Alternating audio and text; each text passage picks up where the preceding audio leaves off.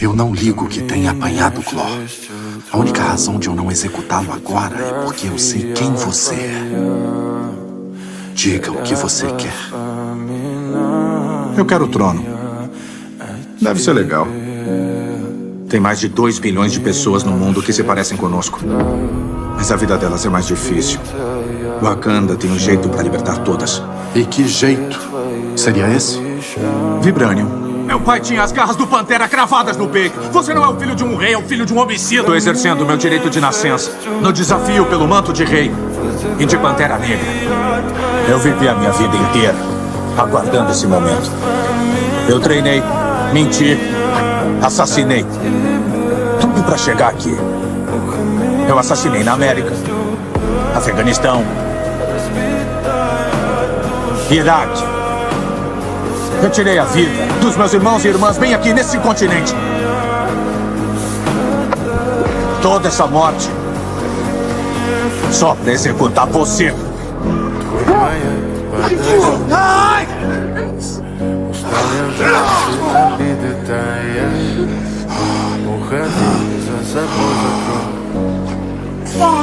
Esse é o seu rei? O Pantera Negra, que deveria guiar vocês pro futuro! Caraca!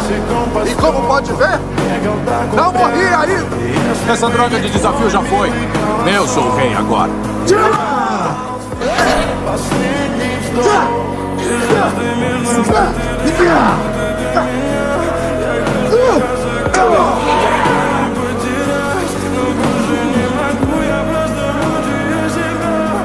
Te devoto até sem esse traje. Seu reinado acabou. Você se acomodou aqui, protegido. Você quer que nos tornemos iguais às pessoas que você tanto odeia? Dividir e conquistar a terra como eles? Eu aprendo com meus inimigos. Eu venço no jogo deles. Você ficou igual a eles. Vai destruir o mundo, incluindo Wakanda. O mundo tirou tudo de mim. Tudo que eu já amei.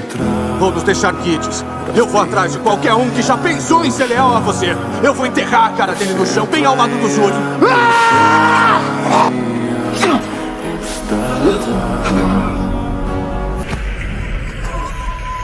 É, primo, já era.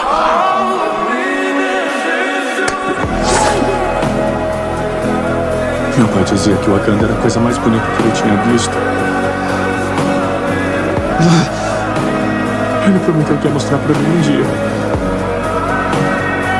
Pode isso. Um garoto de 11 anos esperando um conto de fadas. É muito lindo.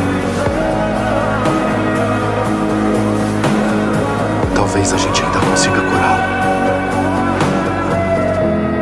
Curar. E então me prender? Não. Só me joga no oceano. Com meus ancestrais que saltaram dos navios. Já que a escravidão era pior que a morte.